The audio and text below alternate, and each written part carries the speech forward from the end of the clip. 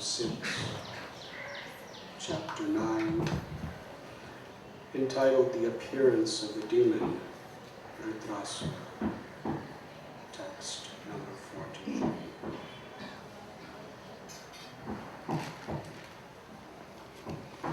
The son of Twashta, Radha,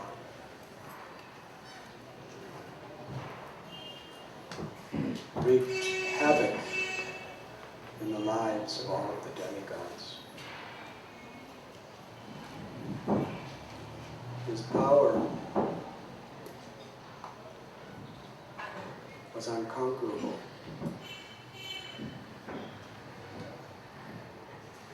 The devatas, who are millions of times greater in strength, beauty, wealth, knowledge, than it is possible for any human being to attain.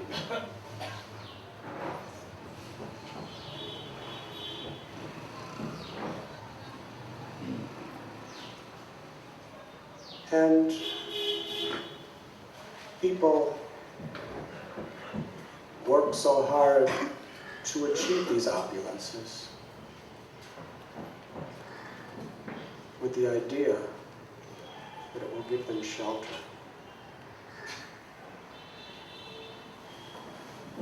Essentially, everyone is looking for shelter. There are two primary aspirations: pleasure, but you cannot have pleasure without shelter.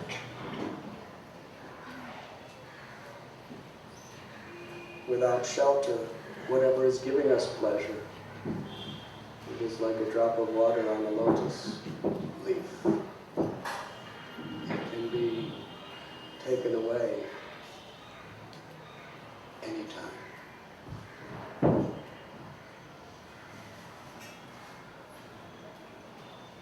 People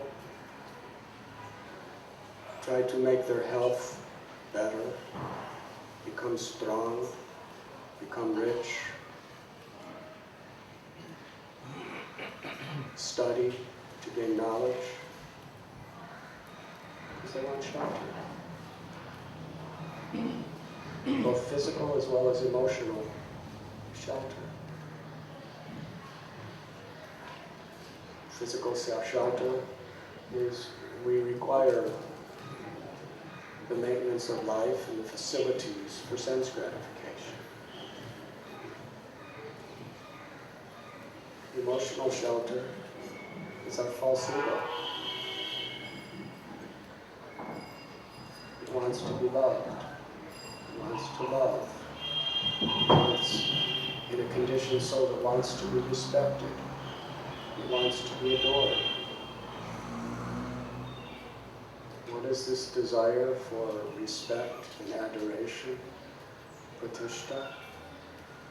It is simply a perverted way of trying to find love. We want to be loved. But the false ego just distorts it into the idea that that experience of love will come by adoration, respect, glorification, and like that. To the degree we're not experiencing real love, we may need those things. Humility is a natural symptom of one who loves God. If you actually love God and you feel God's love yourself, you just don't need any of those things. You don't want any of those things. Manina managena, to respect others and not want respect for yourself. It is not only the process, but it is the symptom of one who has attained the goal of life. We need these things because of an emptiness within. If one is finding fulfillment, whether one is praised or blamed, it really really doesn't matter. Because we're experiencing God's love. So yes, the demigods, they're looking for shelter, just as all of us are looking for shelter. But whoever we are in this material world, from the highest planet to the lowest, essentially, this material world does not provide shelter. Therefore, it is a place of misery, inevitable. Everything's temporary. Death is inevitable. So what is our shelter? Vritrasura, he was created by Tvashta due to a serious mistake of Indra. That mistake was born of fear. Now please know, Indra is not just some stupid clown-like of a person. He has a brilliant intellect. He's a student of Brihaspati. He knows the Shastras better than any of us. Can you imagine the intellect of the king of the demigods? What is his brain substance compared to ours? What is his IQ compared to any human being? He's very intelligent. And he knows the Shastras. When he performs yajnas, Vishnu personally appears. In the Vedas, people are doing yajnas to get Indra to appear. When Indra performs yajnas, Vishnu appears directly.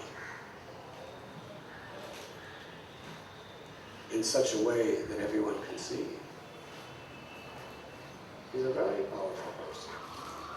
And for him to have the managerial position that he does, he has to be extremely qualified. It's not that, through politics or positioning, he got the position of King of Heaven. Due to his previous karma and previous births and his qualifications in this life, the Supreme Lord, through Brahma, gives him that post. And it's a post that lasts throughout his entire life. He doesn't have to go on election campaigns. He doesn't have to have fundraising for his campaign advertisements. He doesn't even have to give a single speech. He's there for life. Why? For only one reason, because of his qualifications. He is a highly qualified man.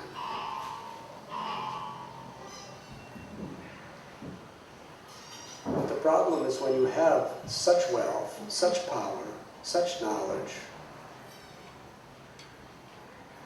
there are many obstacles that naturally come about. One is whatever you have, and the more you have, the more people will envy you. What is the repeated quality of that we read about of the demons? The Asura class. They're always envious of Indra. Yes? Good people are not envious. We don't read so much about the demigods being envious of Indra. Because they're devotees. Devotees are not supposed to be envious. In fact, Krishna tells that only a person who is not envious can understand it.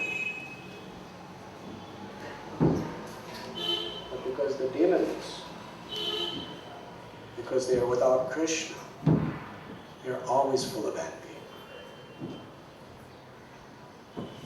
And who is their envy historically most directed toward? Indra. Because he has what they want. He has so much power and position within this material world and so many facilities to enjoy.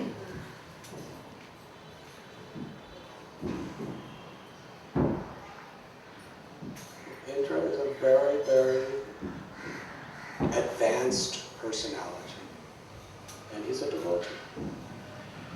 Karma Mishra Bhakta, he serves Krishna, but he does want to enjoy the facilities of his devotional service, along with giving pleasure to Krishna.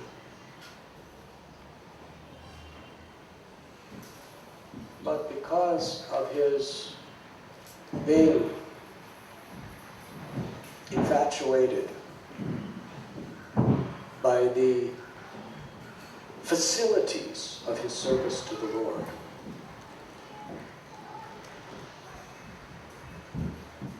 he becomes very much caught up and bewildered from time to time and makes serious mistakes. This we have found here in this story. It is very useful for us to meditate deeply on how Indra made the mistake he did. Vishwarup, powerful, powerful personality, Brahma. Due to Indra's offense, which was an offense of neglect, he just was so much enjoying being worshipped by others on the throne with his wife, that when his guru Brihaspati came into the room, he did not acknowledge him. Seconds later, he realized his offense. But within that matter of seconds, his destiny was sealed. He already made a serious mistake. For one who much is given, much is expected. If we think about what a slight mistake it was on the physical planet, he was just sitting there. And he was supposed to be sitting there. He was just performing his duty, being worshipped by others. He was the king. When his guru came in, there was no special announcement. His guru just very quietly just entered somewhere in the back of the crowd, and he saw him, and he just continued doing his service of taking worship. His guru understood. What is his mentality? His mentality is that he's enjoying his position, and he's thinking he's so great, he doesn't have to offer respect to his senior. So his guru understood he's going to fall from everything. He's going to lose all of his opulences because of this offense. Brihaspati left. And Indra, seconds later, realized, I just made a big mistake. And then he looked all over for Brihaspati, but Brihaspati was gone. It was too late. The Lord is within the heart. And due to that, he lost all of his powers. The Asuras, they're also extremely intelligent people. They did special pujas to honor and respect their guru, Shukracharya, and they got power. They attacked the demigods, and the demigods, all they could do was run away. They had no means to withstand. So just a few seconds of neglect, and he lost everything. is that story in the Srimad Bhagavatam? To teach every aspiring devotee,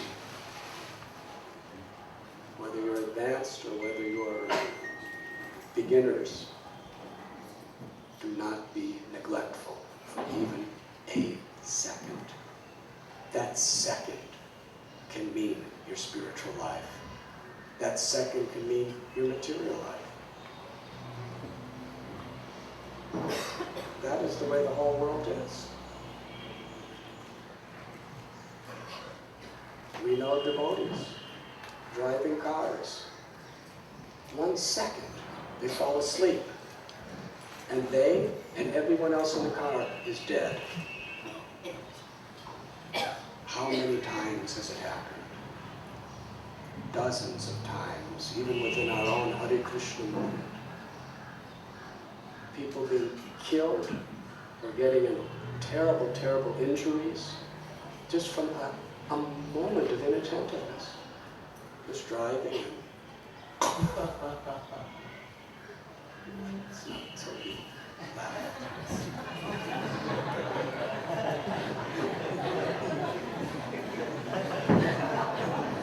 It's very sad, actually.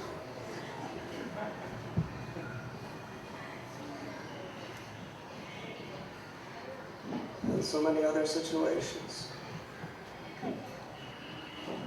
I remember one lady was cooking. I walked by, a devotee lady. I walked by the house. She was cooking. You could see through the window. I walked by. And as I was coming back, the entire house was blazing on fire. She was cooking. She just left the room for hardly 2 minutes. And one of the curtains was pushed by the wind in such a way that it just touched for a second the flame that was under the pot. The curtain started on fire, and within minutes, it was a blazing flame. Nobody could put it out. The house blazed and blazed for about 2 hours, and the fire department was just shooting all kinds of water and sprays on it. It took hours till the fire finally came out, and the house was just like black charcoal. Hare Krishna. Just a few seconds of neglect. That is the way the world is. We have seen devotees walking down the street, and just a moment of neglect, just walking down the street, not looking left and right. All of a sudden, a rickshaw runs them over, a truck runs them over. Their legs are broken, their back is broken.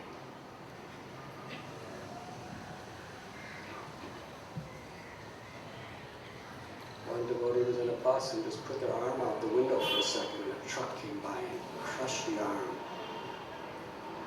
Whole life an invalid. An entire life of invalidity. Why? Just one moment of neglect.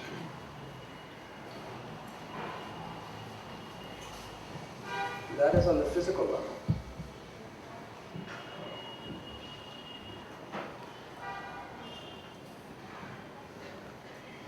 On the spiritual level, the same principle is there within this material world.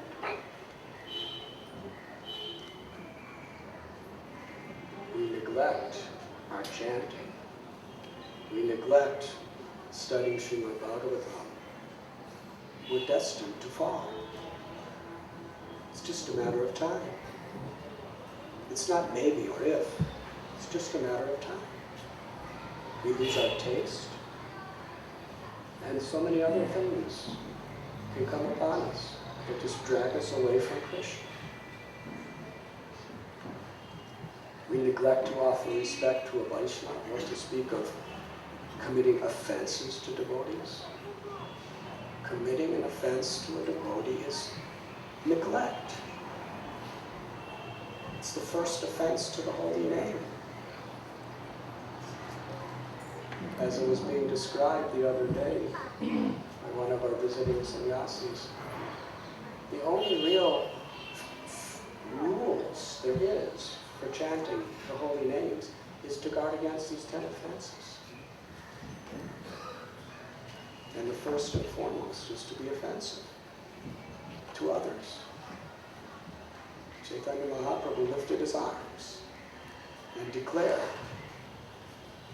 just don't offend other living beings and chant Hare Krishna, and I will bring you back to the spiritual world. That's all. That's all we have to do, is just not offend others and chant Hare Krishna.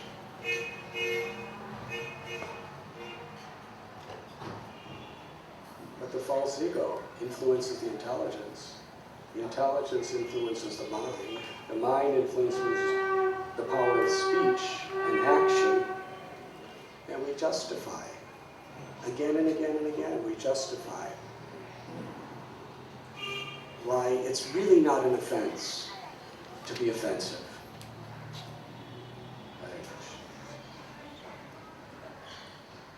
We must be very careful. So Indra and the demigods, they went to Brahmaji.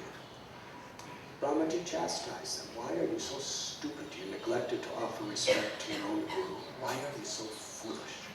Now look at what happened. Go to Vishwarup.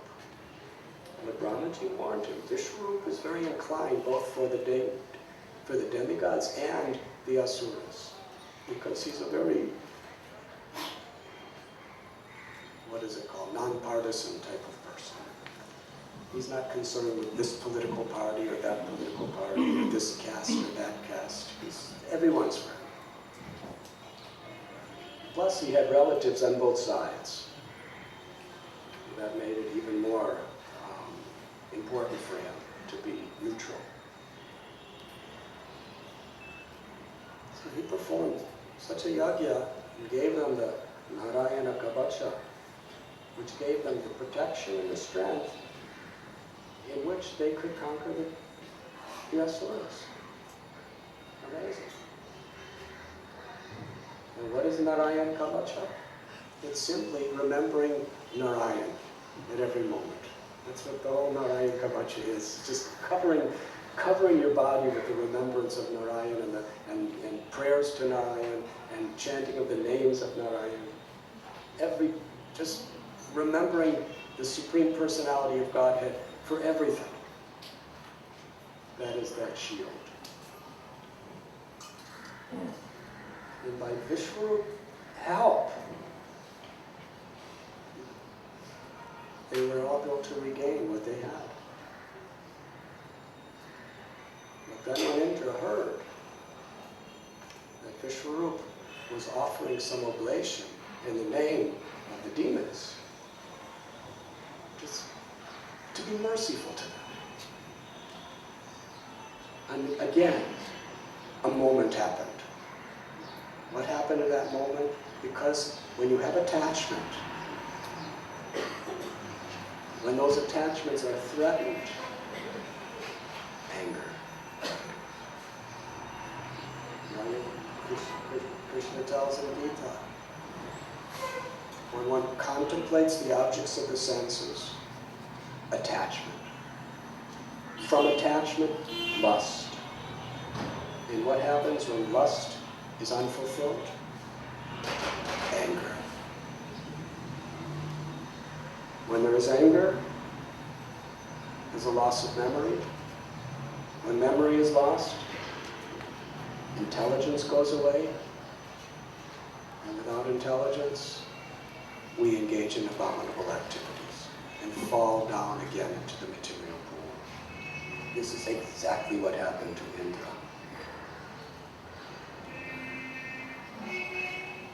For that spur of the moment, he became so angry that he severed the heads of Vishwarup. Hare Krishna. How is it that such an intelligent, learned, exalted person makes such a mistake? That's the nature of this world. And what is the cost of our mistakes?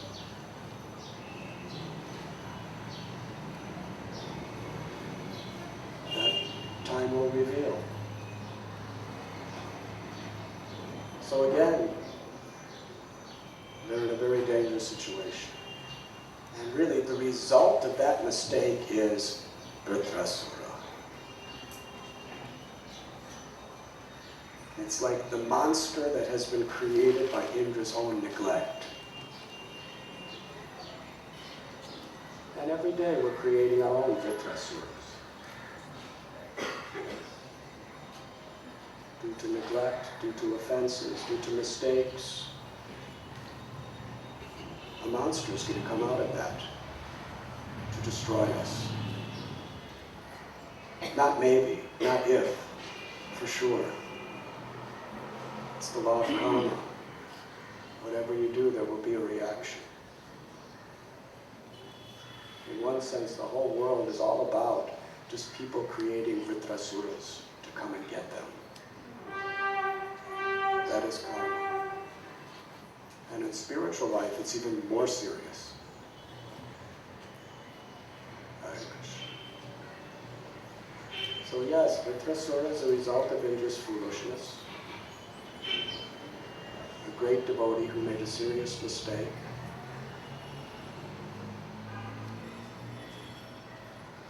And they were helpless. No way to defend themselves from the reactions of their own offense. It was beyond them. And that is a reality. When you offend a devotee, there is nothing within all the powers of the world that can protect you. You may think you're getting away with it.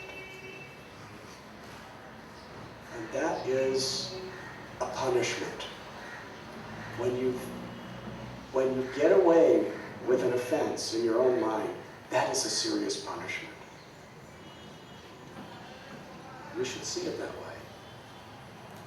Sometimes devotees, they observe that someone's committing an offense, or so many offenses, but still, they don't have leprosy, they don't have cholera, they still have their wealth, they still have their fame, they still have their position.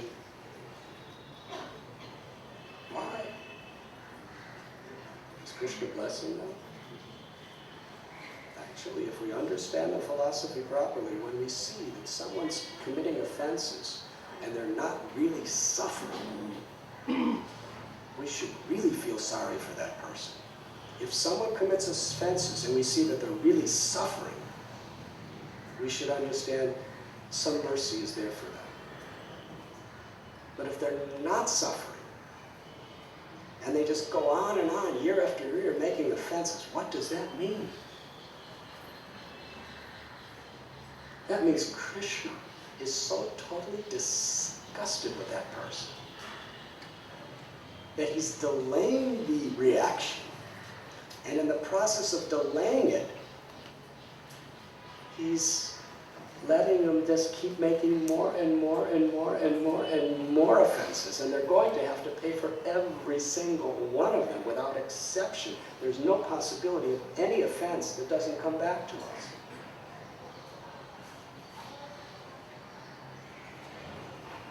There is a conception in English language that I'll let you dig your own grave. What does that mean, to dig your own grave? I'll let you do everything wrong. I'm not going to interfere. You're just, every time you do it, you're just digging deeper and deeper and deeper and deeper. What is a fact? When a person is so disconnected from Krishna, when Krishna is so disgusted with a person, then Krishna will delay the reaction of offense, maybe for a long time, just to allow that person to keep making more and more and more and more offenses, and every time making offenses thinking, I'm getting away with it, I'm getting away with it. Not only am I getting away with it, I'm becoming famous. Through my offenses, I'm getting more and more power, I'm getting more and more reputation, I'm getting more and more everything I want.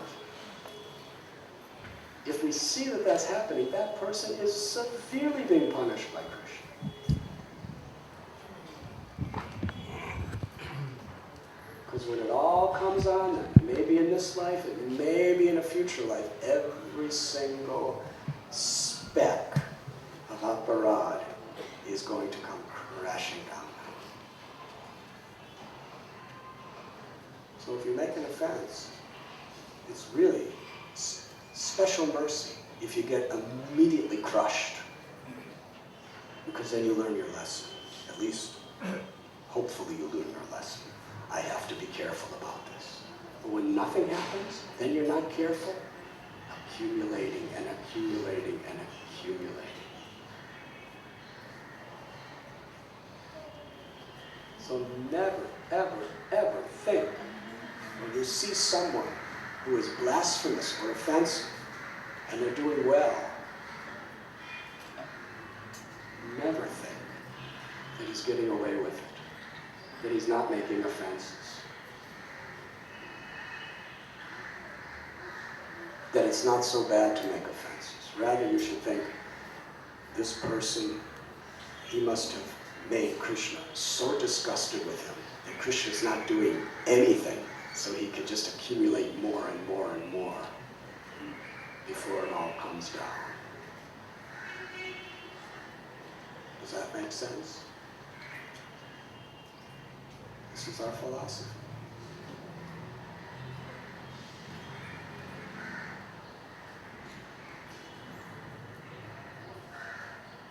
Indra, he's a great devotee. As soon as he makes an offense, there's no delay. Immediately, Vritrasura comes out. Or immediately the demons attack and he loses everything. Because Indra's a good devotee. Therefore Krishna, every time he makes a mistake, Krishna instantly shows him the reaction.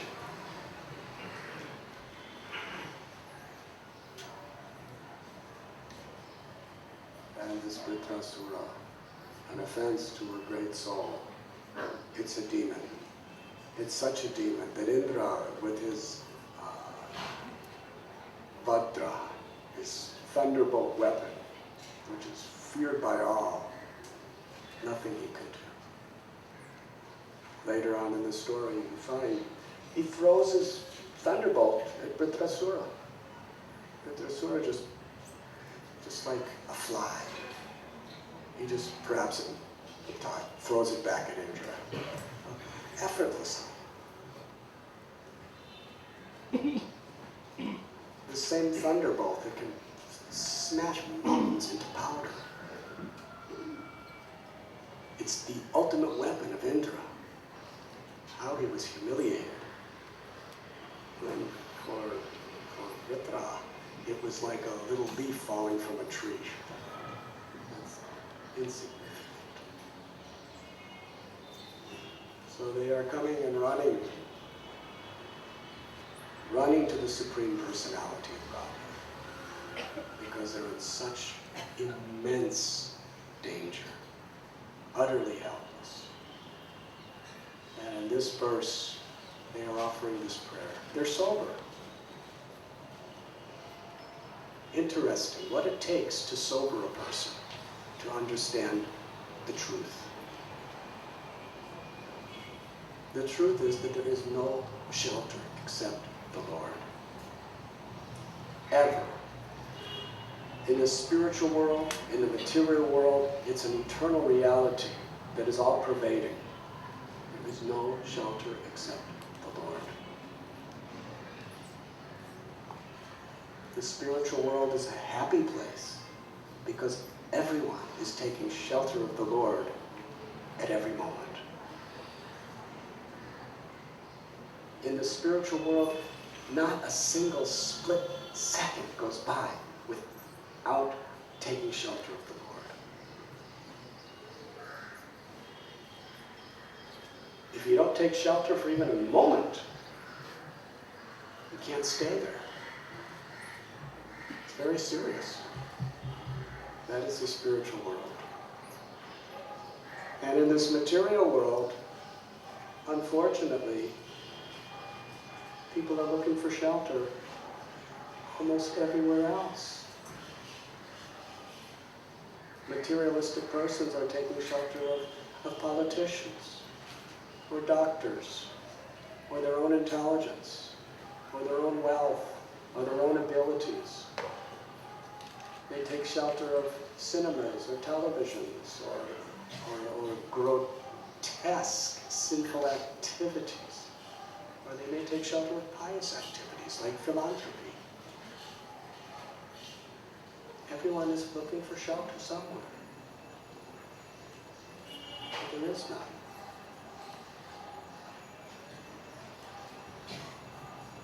Devotees understand we must take shelter of Krishna. But even as devotees, Maya is so powerful. How she diverts our attention away from our real purpose. Unless we have very, very strong good association and good sadhana, and we're hearing very carefully about what the truth of this material existence is, then even a devotee, Daivi Heshu Guna Mahi Mama Maya Maya is so strong. You start looking for shelter elsewhere.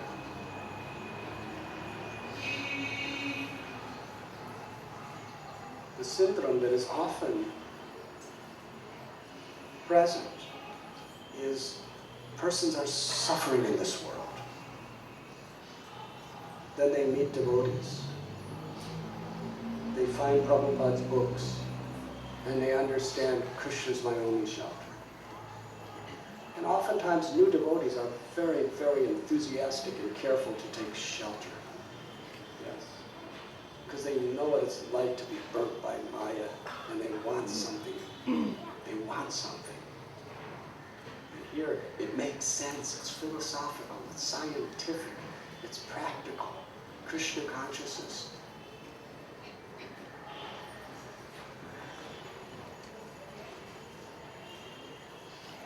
Usually, there's not so many problems with new devotees making aparadhas. Yes, they're usually quite careful about those things. They're quite afraid to make aparadhas. Oftentimes, new devotees are quite afraid of sense gratification.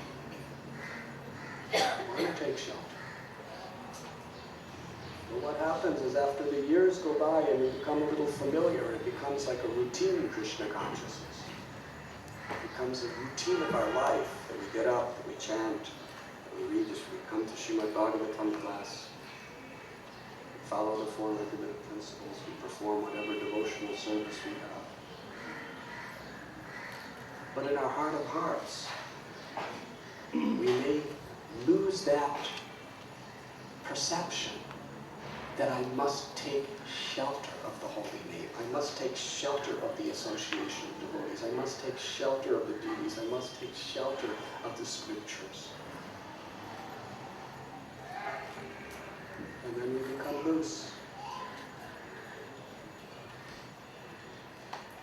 What does it mean when devotees become complacent about their sadhana, complacent about the regulative principles, complacent about their dealings with others? You can only be complacent when you are not taking shelter. You take shelter when you feel there's a need.